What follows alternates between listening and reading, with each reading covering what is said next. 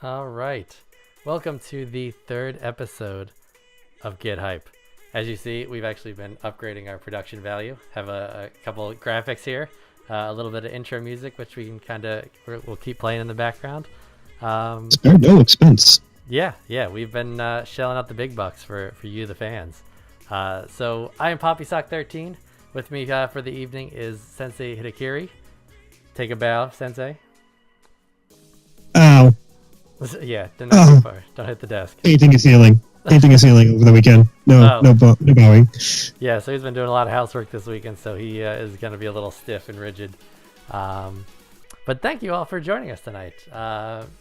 With the two of us, we're going to go through a couple of games that we've been getting really hyped up and really excited about, as well as the big highlight of today is going to be Monster Hunter World coming out this Friday. So we'll definitely cannot wait.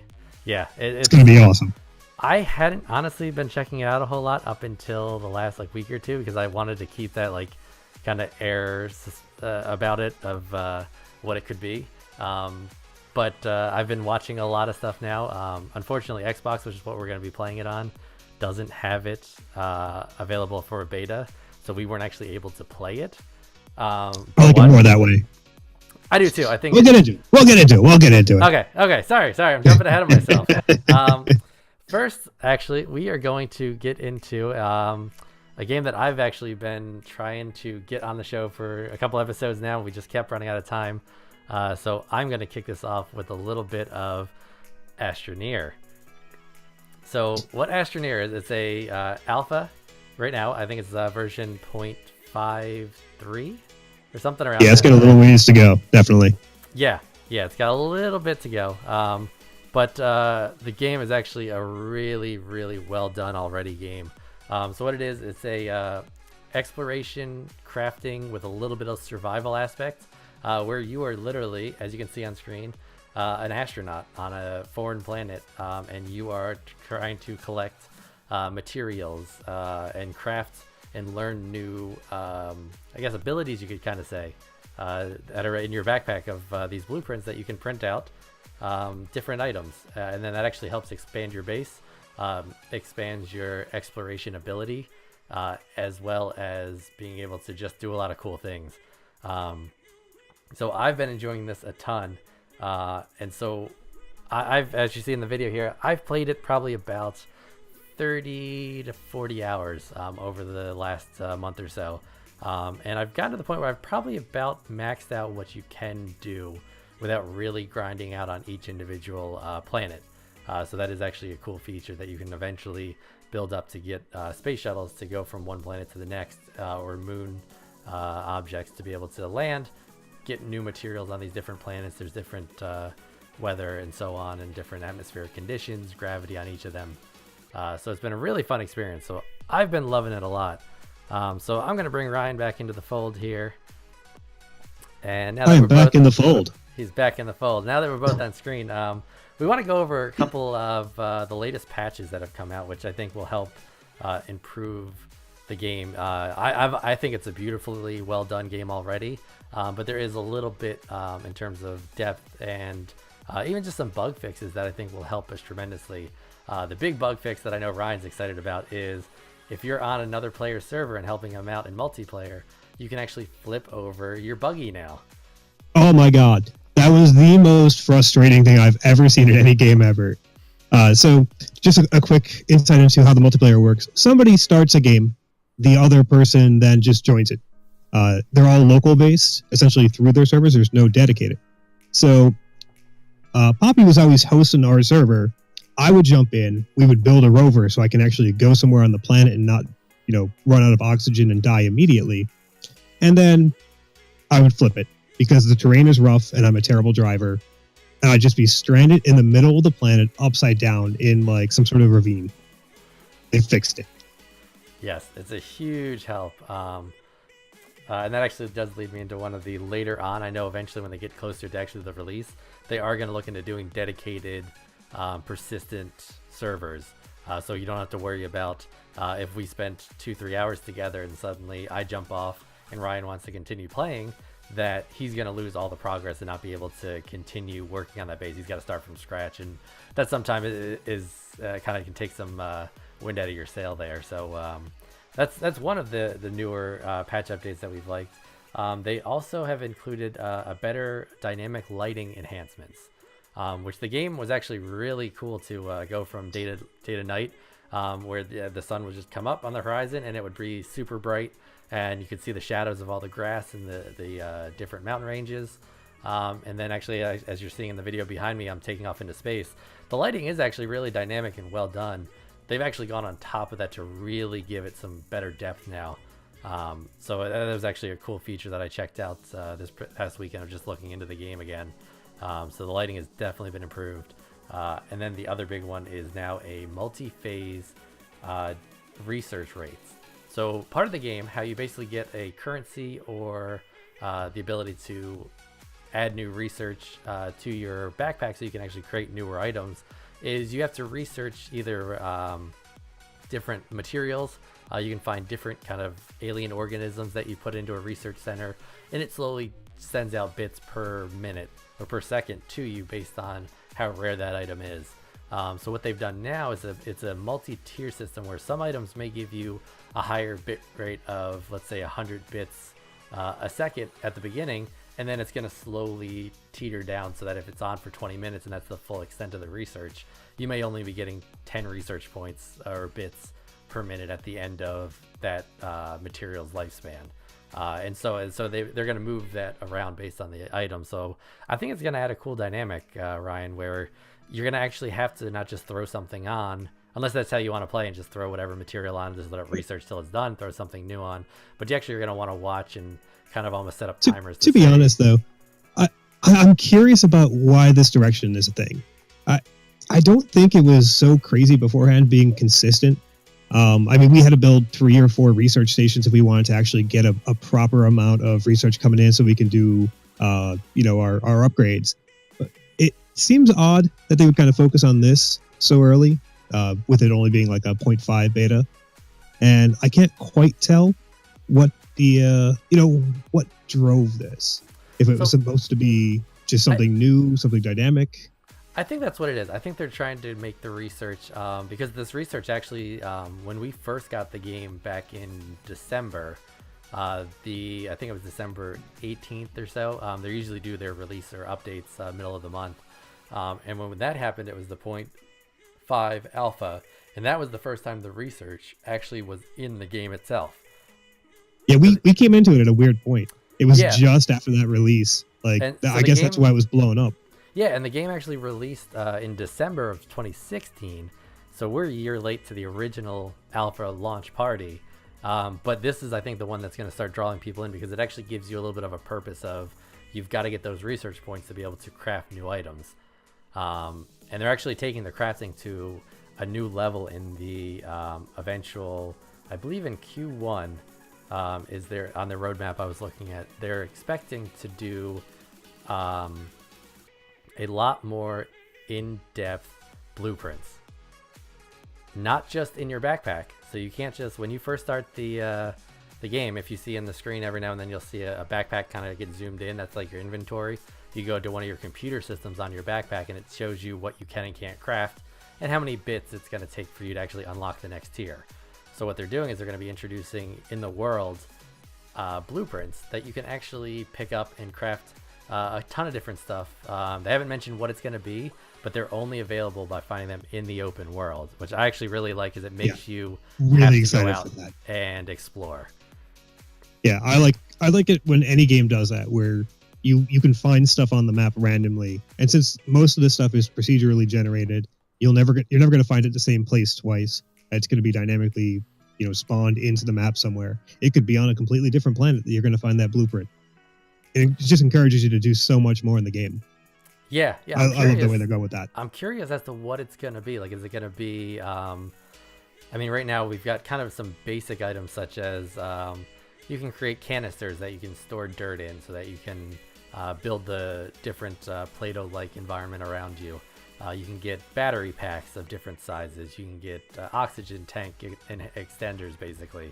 As you can see on screen, I'm actually out of power, so those batteries come in handy when you're doing a lot of more tunnel digging, where you're out of the sunlight, so you don't have a solar power to be able to keep you going. And now that I'm actually back out in the sun, you can see my power is starting to go back up.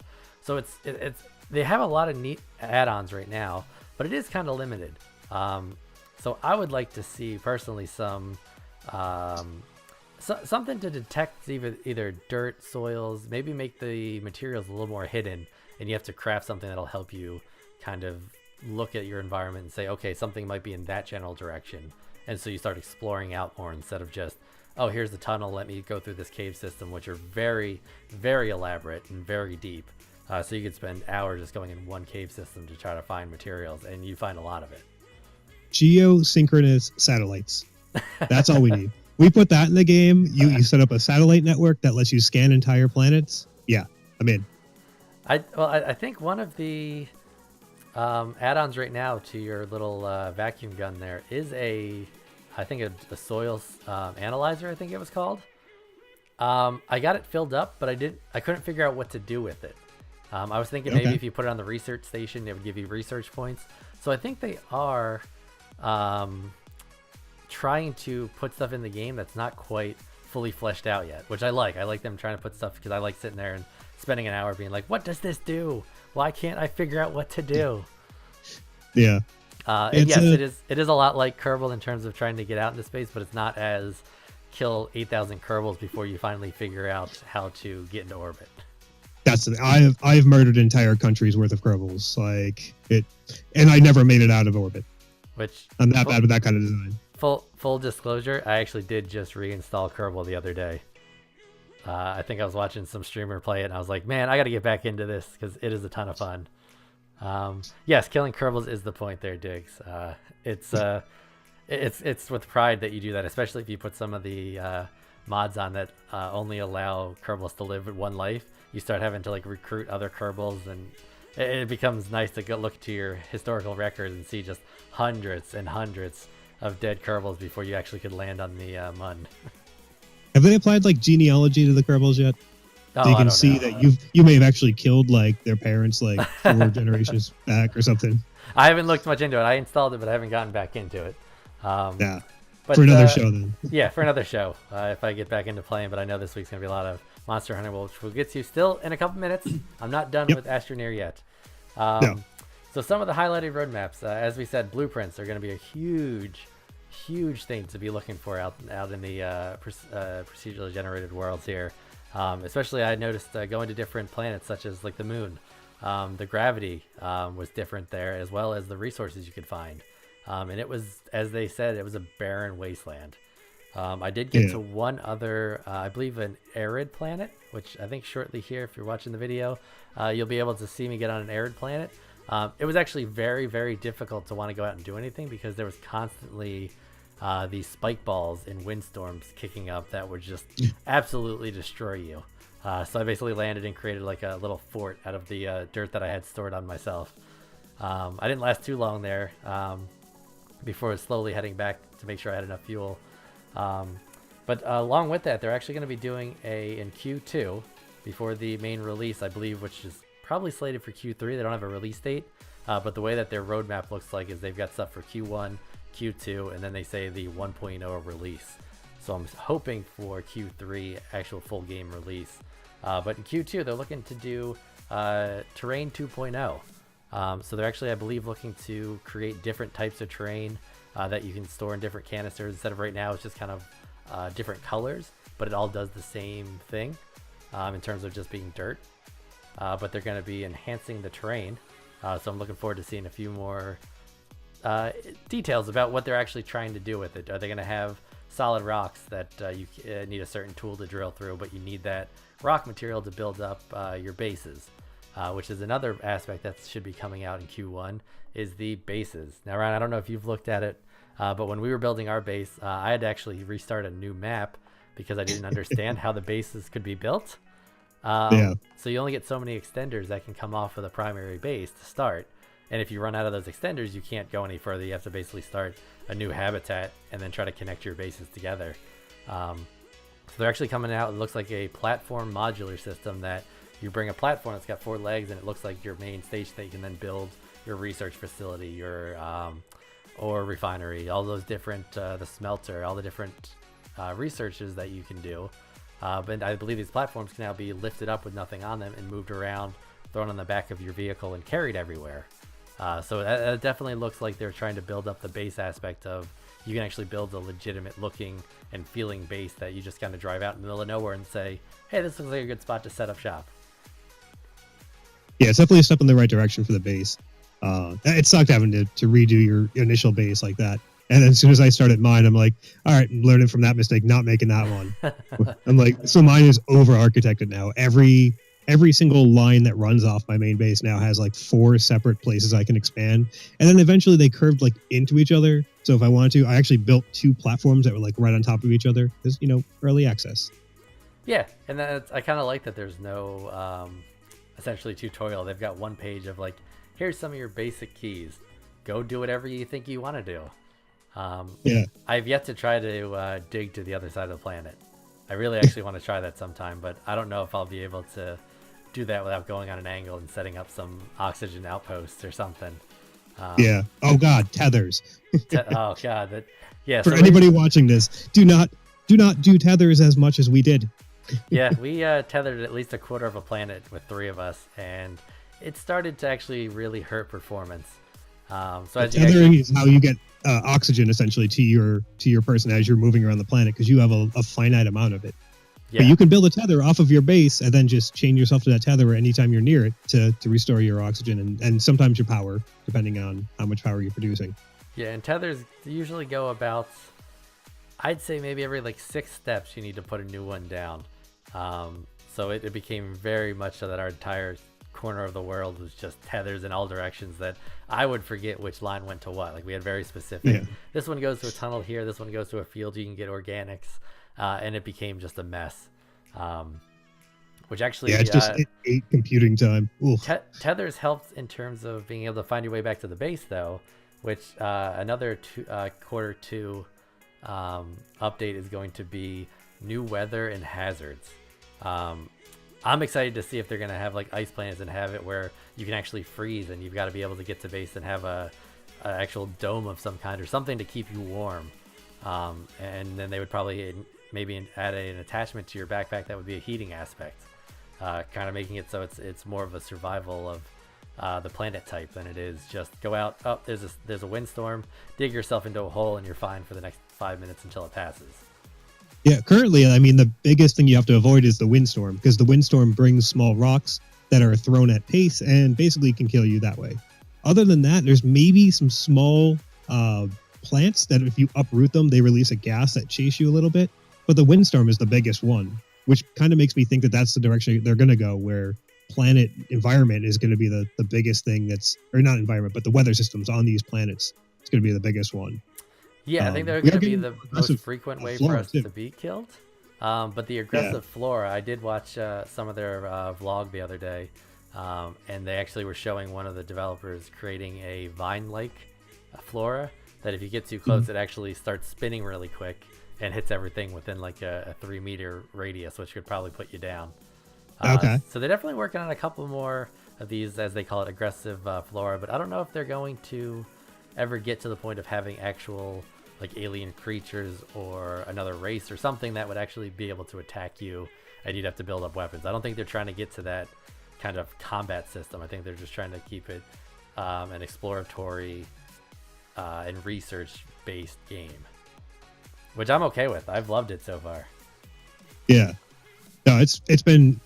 I think we probably just jumped in at the right time, because I know I have a friend who was playing it before, basically when it immediately came into early access, and they didn't have all that research system and everything. So he was kind of curious about it coming back and why it was blowing up again. So it sounds like they're just continually stepping in the right direction. So I'm super excited for this roadmap, and the fact that they have it all on Trello.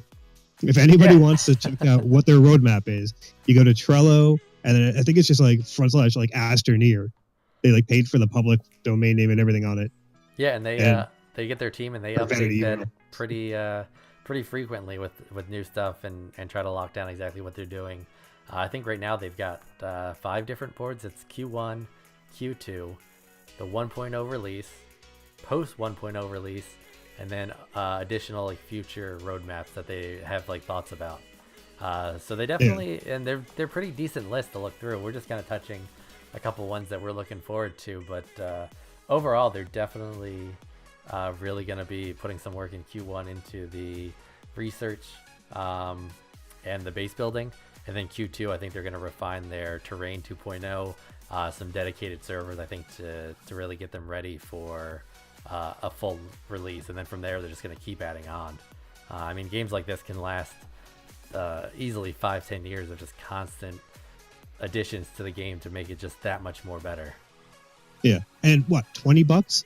Isn't it $20 without the sale price? For yeah, like, and usually the sale, I think I've noticed, has been like every other week where they drop it down to like $15. So you can't really beat $15 to. We've spent, like I said, probably a good 35-40 hours already, plus all the future content you'll get. It's in my mind, it's a no-brainer. Definitely something to get hyped about and continue to play as it comes out. Yeah, looking forward to the more updates, and I'll happily go back.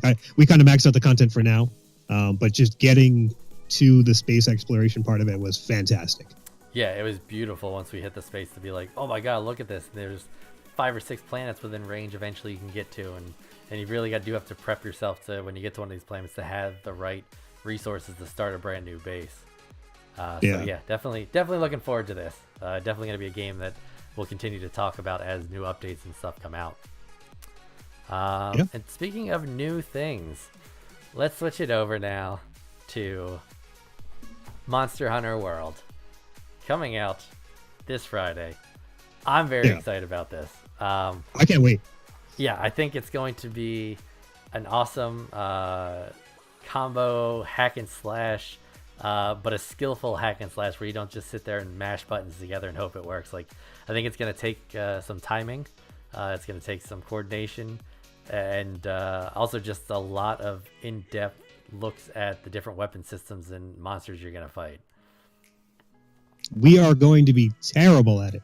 Oh, yes. There's no chance we have any of this skill set left on us anymore. We've been playing nothing but like top-down like RPGs or first-person shooters now for like, what, 2 years? 2 years straight or so? Overwatch and before that? I can't tell you the last time I played a game that was even remotely close to this. It's been a lot of third or first-person shooters.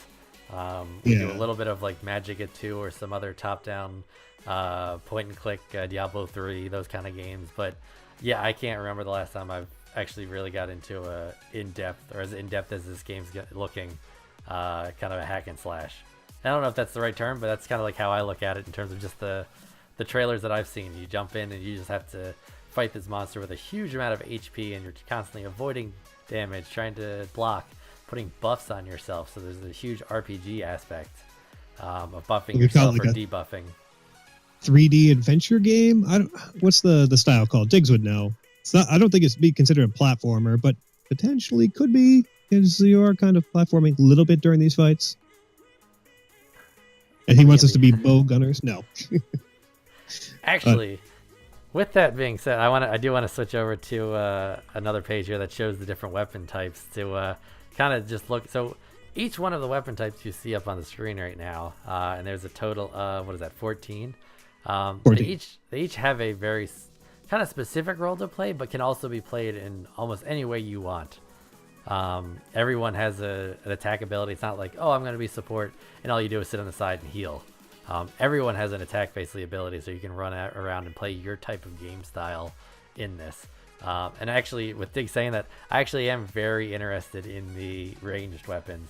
But I think that plays more towards me being more of a supporty type character. But there's not many support actual items on this list. Where I see a lot of things like the great sword or the hammer and stuff like that being a big part of a lot of the people we play with and how their playstyle is of go in and just do as much huge damage with a ridiculously awesome sword as possible. Yeah, I don't understand how there's I guess it's a horn. It looks like a giant bagpipe club. I don't know what the hell you call it. But that thing is like, that's almost a pure support type thing. You play songs for your team, and then you hit the monsters with it, as it is also a giant club. So I don't even know. Yeah, the hunting horn, I believe, is the one that we were talking about. I'm gonna kind of mouse over it a little bit here. So it looked like, yeah, you can do basically buffs to your teammates and debuffs to the enemy, as well as swing it around and hit people. But it does look pretty cool that you're just kind of walking around in this oversized pipe or bagpipe kind of thing, and you're just playing a tune, and everyone's kind of dancing around and as you go. So that would be probably the most supporty that I saw out of all of the weapons. But it's a level of ridiculousness I need from this game. Oh, like, yeah. Having never played any of the previous ones, I can't really just say, well, it needed this or needed that.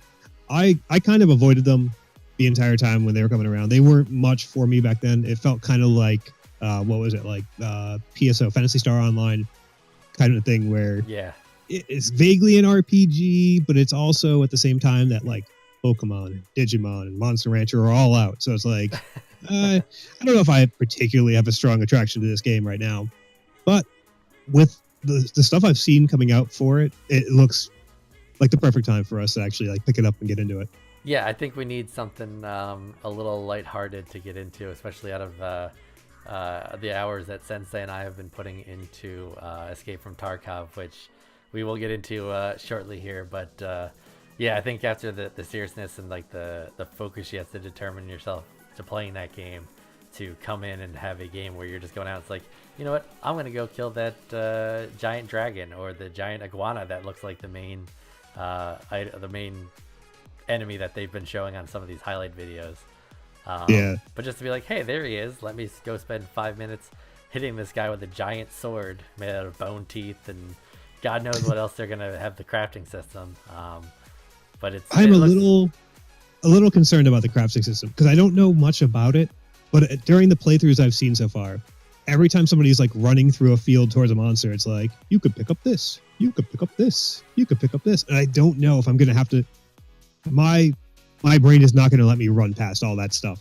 Like, your teammates have engaged the monster, and I'm in the back, like, picking daisies and, like, rocks off the ground. Like, well, I need it for, like, this staff that I'm making of some sort. Yeah, while everyone else is fighting and dying, you're Leroy Jenkins it, and you're off on the side just doing whatever you want. Oh, yeah. Yeah, our entire group is going to be that. It's half of the people are going to be, like, in their inventory. The other one person's going to be on the monster already, just running straight at it because they're like, no, it spawns over here. This is where it spawns. Because that person's getting banned. Absolutely. And the other person's going to be like browsing the ground for anything they can forage. Yeah, I guarantee in a week or two's time, we'll all be playing this on a Friday night and be in a big party, and you'll notice that our personalities have taken full shape into the type of weapon that we're using.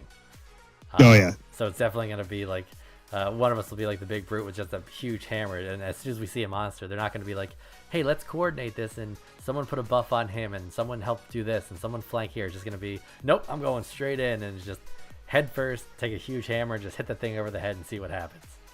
Oh, yeah. There's not going to be any in between. No.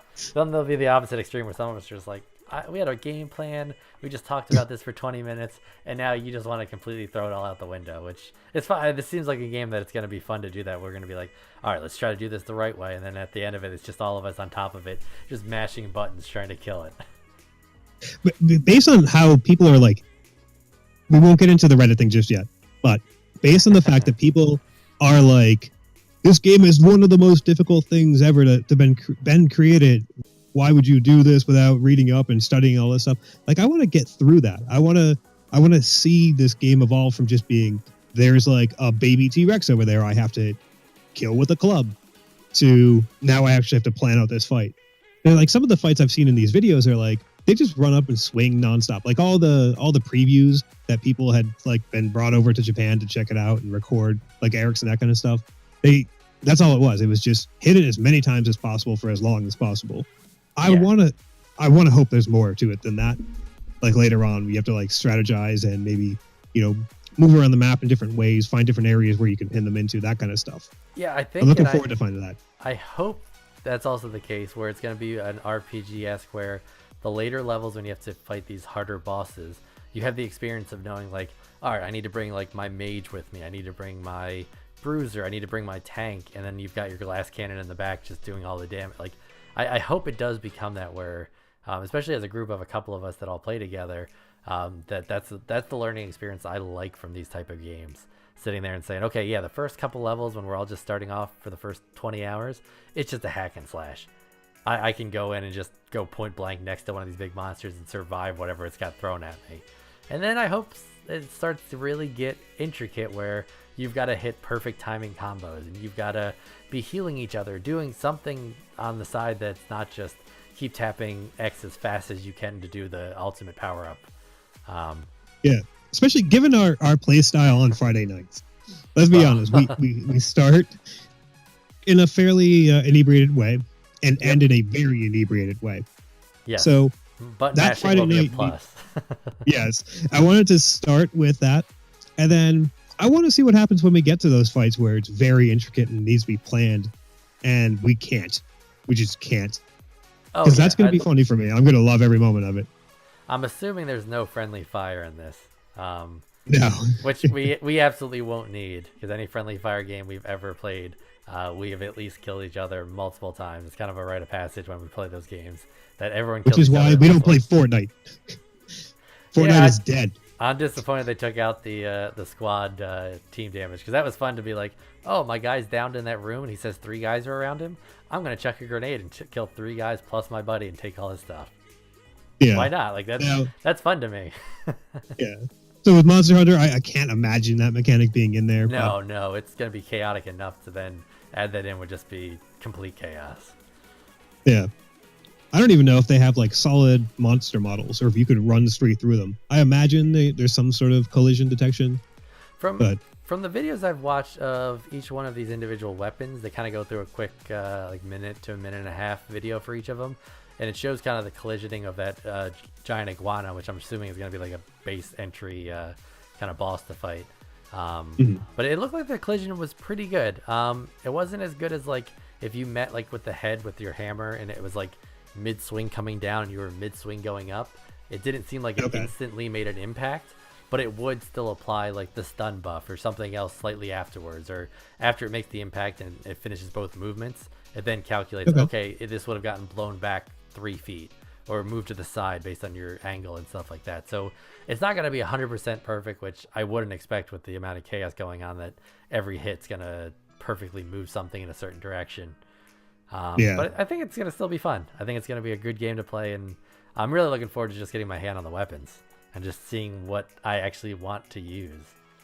I was going to say, do you know what you're going to try for? Like I said, I think I'm actually going to go, a couple things interest me. The gun lance, because I'm a kind of a Final Fantasy nerd, and that reminds me a lot of what was that, Final Fantasy 8? I think it was. Oh, the gun blades. The gun blades, yeah. They were big in that one. So I like that aspect. But even the I think it was the sword and shield, because eventually you save up energy, and it switches into a like a combo axe that has like a power up. So you're kind of like protecting yourself with a sword and shield, and then eventually it turns into something bigger. And I may be describing the wrong one, because I'm looking around and I see a couple other ones, like the charge blade might be that one. But yeah, I think more the range aspect might be my first approach, until I get tired of hearing Mataber 14 tell me that he's carrying the team because he's doing all the damage. Well, he's and then- playing with Redditors, Oh so yeah, we're oh. good there. So what we've been referring to that I don't mind it being out there for the public is that Reddit and Monster Hunter World has put out there that they have a Adopt a Hunter program, which if you're new to the system, like I'm new to this game all around. I've never played any of the other ones. This will be my first experience in the Monster Hunter World, and I think the way that they're trying to gear it up is that if you don't have the experience, you can go on and you can play with a vet that's played through the games before, understands how to do combos, how to play the game well in the crafting system, and they'll help you and play with you and walk you through some of the more difficult points or the intro to get you up and running so you understand the game. I'm a very big fan of just trying to find it out myself and or running through with you guys that are on the team here and playing that way. Especially, okay, so even if we say that previous entries were very difficult for casual players to get into, or that you eventually just looked everything up online, I mean, everything they've said about this one is that they're moving towards a better system for people to be able to pick up and play. I mean, they've added like new hubs. I was writing a couple of the things down, and they have all these things in place that like you no longer have to separate your quest into multiple different things, and it's all in this one location. If you want to figure out what to do, you just go here. And this, like, they're clearly catering to the introductory class of player. I don't understand why I would go to Reddit to let some neckbeard tell me how to play the game that I spent money on. Like, why would I do that? We briefly touched on this at the end of last show in my 10-second air horn sounding everything is terrible way. But like, I don't understand. It just doesn't make any sense to me.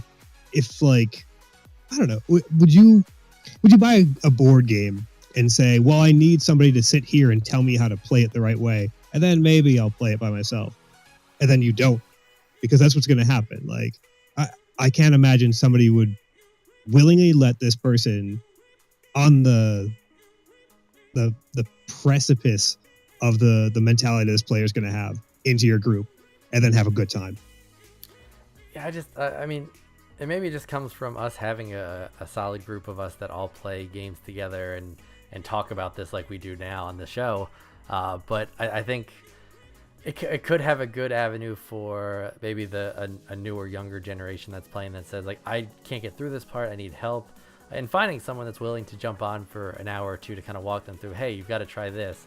I'd hope it'd be more of a, hey, why don't you try this aspect, or going back and forth and giving that kind of guidance and not jumping in and being like, oh, let me beat this for you, and then you can continue on. Yeah, Because that to me doesn't make sense to want to get a game and then have someone else do all the work for you. Yeah. With Xbox, we already have that, though. We have the communities. Right. You could just troll through those, find people to play with. That's not a really big deal. I guess since PC and PlayStation 4 are the superior platforms to play on, they don't have something like that, is what I'm hearing from Reddit. I guess that's the moral of the story here. So get it on Screw Xbox. them. Get it on Xbox and come play with us. Yeah. So, I don't know. Since he's not here this week, I will say that Adopt a Hunter really grinds my gears. there it is. That's our weekly grinds my gears section. Like the word of the day, we have to like get a little thing across the bottom of the screen. Yeah. Every time it happens. We need a flash up. I'll work on that for next week. That actually put gears together to grind itself up. We'll play the air horn, of course. Speaking of grinding our gears, a game that has really been grinding our gears lately, which we just cannot stop going back to, and we're going to go into this a little bit more in depth today, is Escape from Tarkov. So for anyone familiar with like PUBG and that kind of one and done kind of events, survival games, it's kind of like that, except you have a character that you have an inventory system kind of set up like Diablo, where it's squares per size of your inventory, as well as different I guess accessories, you can call them, and weapons that you can put on yourself, like from anything from vests to tactical armor, helmets, headsets to help you hear better, to your weapons and magazines and bullets and stuff like that.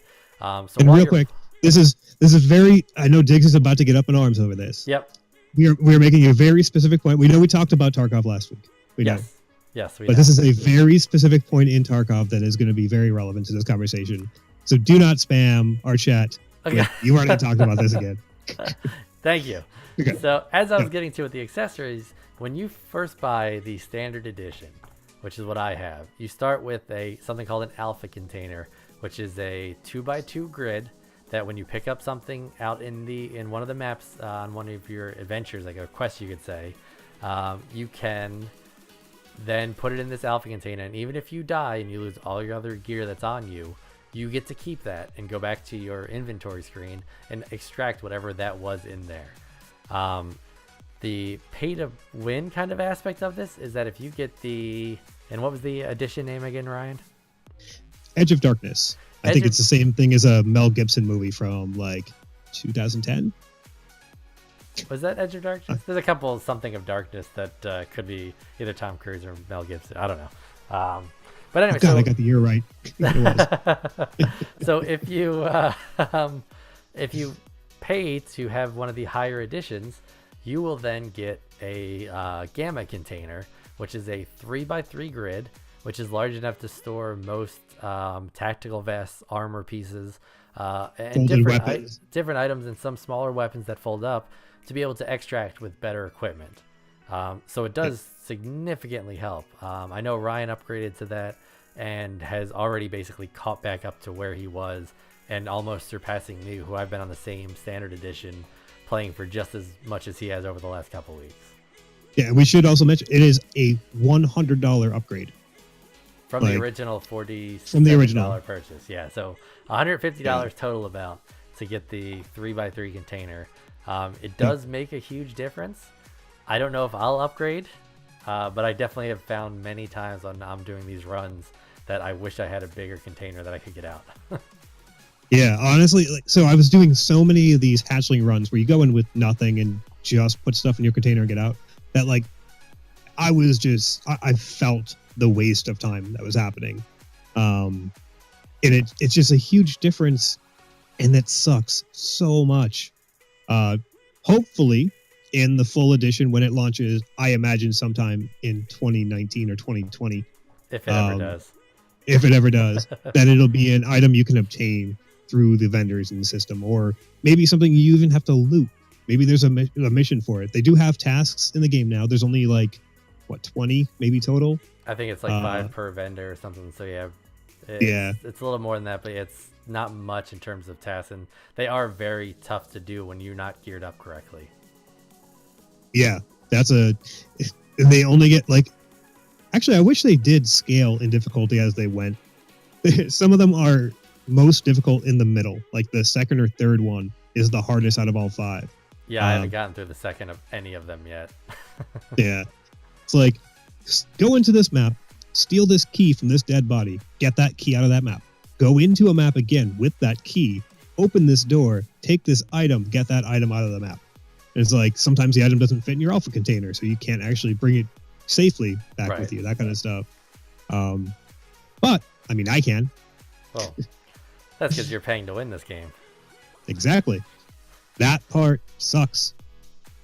Yeah, I mean, I'll continue to play it. It's a very well polished game in terms of the graphics, and the one time that you win out of every 15 runs where you actually survive and get out, it makes it oh man, I'm getting the hang of this. And then the next one you go in, and 30 seconds later, someone knifes you from behind as you're spawning in, and you're just all that time and effort turns into a 30-second run, and I just died and lost everything.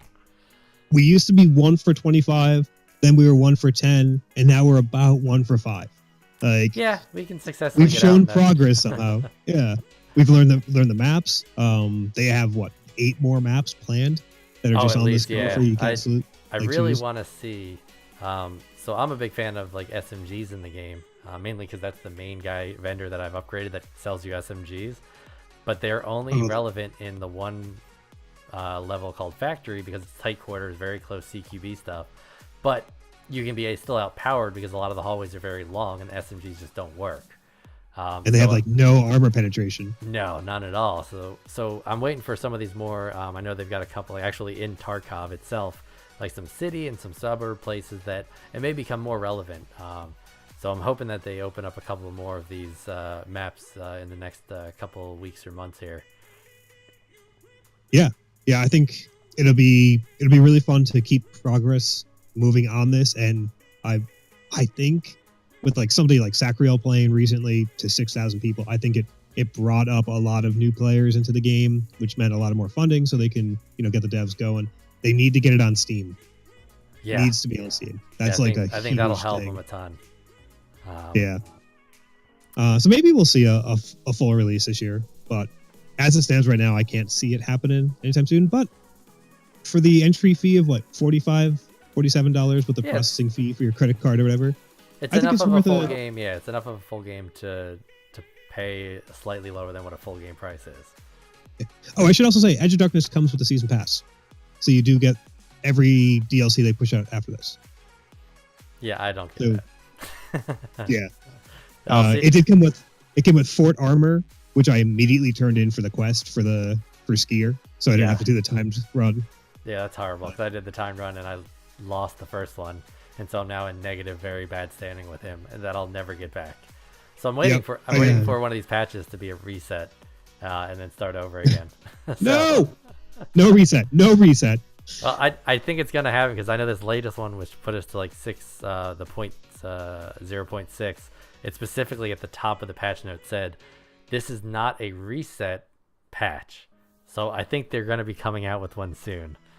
So we will see how frustrated we get, and if we keep playing, if they do a reset.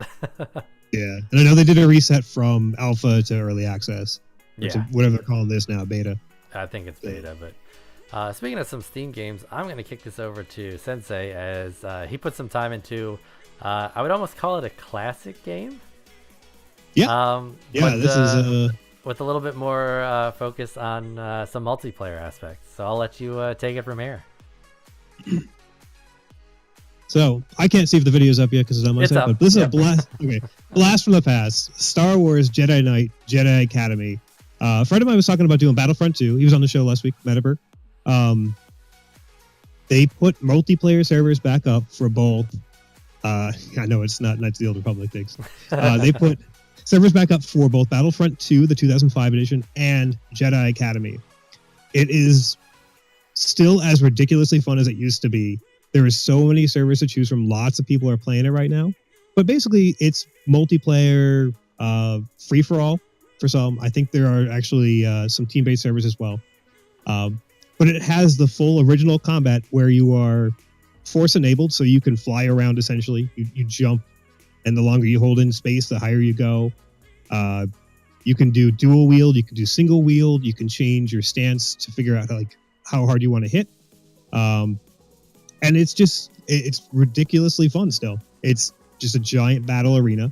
The problem I'm seeing right now is that most people just want to play sabers only, no force powers. But they do exist. They are still in the game, and there are still servers that have them. So you can do stuff like force push, pull, electrical attack. I don't remember what it's called, actually. I never found it. I shouldn't say I didn't find a server. I got kicked off that server immediately. So I couldn't get enough of a clip. No, I guess some people now have this thing where they're using this to meet people. Force lightning. There you go. Thanks, Diggs. I blame the ballast point. But now they do this thing where it's like a meeting ground for people to talk about Star Wars. So it's called laming, essentially. Basically, people just stand around and sit and chat. So I apparently killed somebody who was typing in chat, and they got offended, and I got booted immediately. So I did not get enough of a recording for it. So you were playing the game, and someone didn't like that you were playing the game. Yeah, they did not like it at all. There is Force ECT. There is still plenty of customization to it, which is cool. You can choose, your entire look. You can choose if you want to dual wield or single wield. You can change the color on your sabers. You can choose the hilt, all that kind of stuff. All that's still in there, and it's still, 2003-ish or earlier graphics. I forget when the game actually came out. I don't think back when this came out, I could actually run it at like 1600 but I could now. Wasn't an issue whatsoever. It just thoroughly displaced everything on my desktop behind the game itself. But yeah, there's all sorts of like backflipping, side flipping, and movement. I don't know, it's ridiculously fun still. I was surprised actually the low ping. I figured I would have like 200 plus ping just based on the fact that the servers were being hosted by random people. Nope, no, I had like less than 100 millisecond ping going through. So if you get a chance, I think it's still in the Steam store for like $10. All the sales, they bring it down to like $4. So I definitely recommend checking it out. Awesome. Well, ladies and gentlemen, that is going to take us to the end of our show. I know it is a very, very, very hard way to say goodbye. But I think we had a great show today. I know we usually do this at the end here. I'm going to kick it over to Sensei first to see, besides Monster Hunter World coming out this Friday that we're going to be playing, any other things or games in the lineup for this week? So out of sheer terror, I picked up a copy of Subnautica because I figured when it goes live tomorrow that it's going to go up to like $50 or $60. I've been wanting to play that for the longest time. Burke Black was playing it a couple months ago and then picked it up again last week. Looking forward to playing it. Gonna get super into it. Sacriel started playing it again, and I started to get spoiled on the story. And I was like, "Damn it! Now I can't even watch him while he's playing. I need him to go back to something else." But he's, I'm looking forward to playing Subnautica and maybe a little bit of Ark. I did pick that up last week. Joined a friend's personal server with all the mods installed, so you don't have to actually like train animals for 10 hours. But okay. Yeah. So prior to a big release of Monster Hunter, you picked up 2 very time sinky games yes. to try to finish as much as you can in a week. Oh yeah, don't worry, I still have that Fortnite Battle Pass to level up as well. Oh yeah, I got to get back to that, which leads me to myself. I'm going to probably try to get actually picked up, or actually we all did in the Yogscast bundle in December, Sanctum 2, which is a tower-based defense, as well as a first-person shooter aspect to it. And actually, I started playing that this weekend to just kind of test the waters to see if it's something I would stick with. And I think I'm going to try to get on prior to Friday and stream some of that, because it was actually a lot of fun, because I love tower defense games, something to occupy your time. But now with that, you're also able to actually do some damage and shoot, and there's different characters and different weapons to level up with. So it's a lot of fun. So I'm going to try to get a little bit of that in before Friday, but I will definitely be spending most of my weekend on Monster Hunter World. Yeah. Monster Hunter World's about to eat some time. Yeah, we should also advertise for Yogscast holiday bundles, because we've talked about basically everything that came in that thing. I don't even think I've scratched the surface of the actual games, because there's probably 20 other games in that bundle that I have yet to even install. Yeah, but it's like the Yogscast Jingle Jam bundle or something on Humble Bundle. It was awesome. For $35. I mean, just Rust alone was worth the $35 purchase, and then everything else that's come with it has just been phenomenal. Yeah, there's a one-time fee. You get a game every day in December, and it all goes to charity. So you're gonna probably hear Yogs quite a bit throughout this. Yeah, it definitely will be mentioned more, but that's all the time we've got and all the topics for today. So from Sensei Hitokiri and PoppySock13, thanks for watching us, and remember to get hype. Get hype!